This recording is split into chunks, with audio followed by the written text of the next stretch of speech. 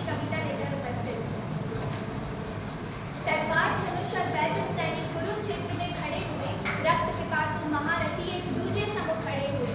कई लाख सेना के सम्मुख पांडव 5 बेचारे थे। एक तरफ थे योद्धा सब, एक तरफ समय के मारे थे। महासमर की प्रतीक्षा में सभी ताक रहे थे जी, और पार्थ के रथ को केशव स्वयं हाँक रहे थे। रणभूमि में सभी नजारे देखने में कुछ खास लगे। माधव ने अर्जुन को देखा, अर्जुन उन्हें उदास लगे। कुरुक्षेत्र का महासमर एक पल में तभी सजा डाला। 5 जन्य को उठा कृष्ण ने मुंह से लगा बजा डाला। हुआ शंखनाद, जैसे ही सबका गर्जन शुरू हुआ, रक्त बिखरना हुआ शुरू और सबका मर्दन शुरू हुआ। बोले कृष्ण उठो पार्थ और एक आग से नीच जरा, गांडीव पर रख बाणों को और प्रत्यय चाकों खींच जरा। आज दिखाते रणभूमि में योद्धा की तासीर यहाँ, इस धरती पर कोई नहीं अर्जुन के जैसा वीर। सुनी बात माधव की तो अर्जुन का चेहरा उतर गया। एक धनुर्धारी की विद्या मानो चूहा उतर गया। बोले पार्थ सुनो गाना, ये जितने सम्मुख खड़े हुए हैं, इनसे ही हम सीख कर सारे भाई बड़े हुए। इधर खड़े बाबा भीष्म ने मुझे गोद उठाया है। गुरु द्रोण ने धनुष बाण का सारा ज्ञान सिखाया है। सभी भाई पर प्यार लुटाया कुंती माँ हमारी ने, कमी नहीं कोई भी छोड़ी प्रभु माता का नारी। ये जितने गुरुजन खड़े हुए हैं सभी पूजने लायक। माना दुर्योधन दुशासन थोड़े से नालायक है। माना दुर्योधन दुशासन थोड़े से नालायक है, फिर भी मैं अपराध क्षमा करता हूँ। बेशक हम ही छोटे हैं, पर जैसे भी है आखिर माधव सब ताऊ के बेटे हैं।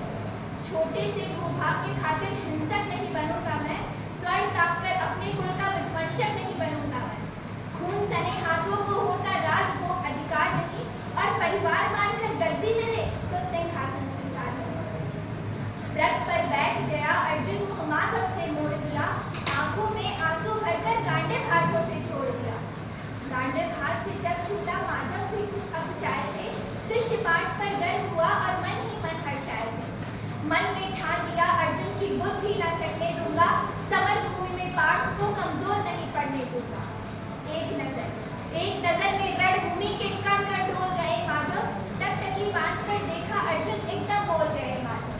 कि पार्थ मुझे पहले बतलाते, मैं संवाद नहीं करता, तुम सारे भाइयों के खातिर कोई विवाद नहीं करता।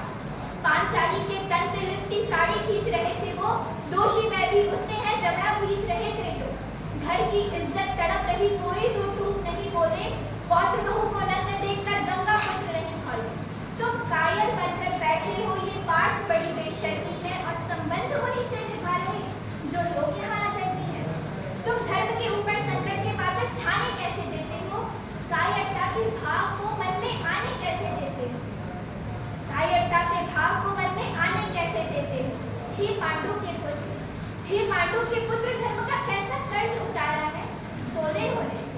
सोले होने थे आंखों में, पर बहती जल धारा है। गांडीव उठाने में पार्थ जितनी देर यहाँ होगी, इंद्रप्रस्थ के राजभवन में उतनी अंधेर वहाँ होगी। अधर्म धर्म की गहराई में खुद को नाप रहा अर्जुन, अश्रुधारा फिर तेज हुई और थर थर कांप रहा अर्जुन। हे केशव, ये रक्त स्वयं का पीना सरल नहीं होगा, यदि विजय हुए हमको जीना सरल नहीं होगा। हे केशव मुझे बतलाओ, तुम नाशक कैसे बन जाओ, रक्त सिंहासन लाशों पे मैं शासक कैसे बन जाऊं। कैसे उठेंगे कर उन पर जो कर को अधर लगाते हैं, करने का जिनका स्वागत भी ये कर भी स्वयं जुड़ जाते हैं।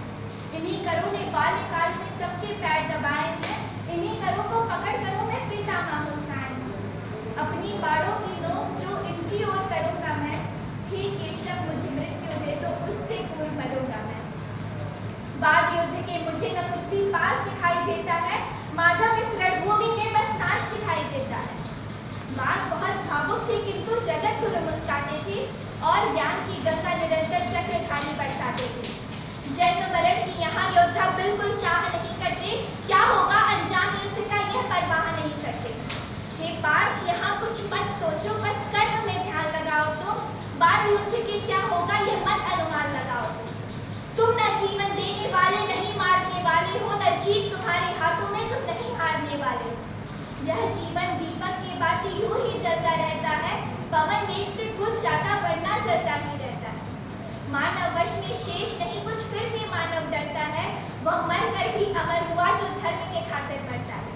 न सत्ता सुख से होता है, न सम्मानों से होता है, जीवन का सार सफल केवल बस बलिदानों से होता है। देहदान योद्धा ही करते न कोई दूजा जाता है, और रणभूमि में वीर मरे तो शव ही पूजा जाता है। हे केशव, कुछ तो समझ गया, पर कुछ कुछ असमंजस में हूँ। मैं इतना समझ गया, मैं न स्वयं के बस में। हे केशव, मुझे बतलाओ, कुलनाशक कैसे बन जाऊं, रक्त सिंहासन लाशों पे मैं शासक कैसे बन जाऊं। ये मान और सम्मान बताओ, जीवन के अपमान बताओ, जीवन मृत्यु क्या है माधव, रण में जीवन दान बताओ। काम क्रोध की बात कही, मुझको उत्तम काम बताओ। अरे खुद को ईश्वर कहते हो तो जल्दी अपना नाम बताओ।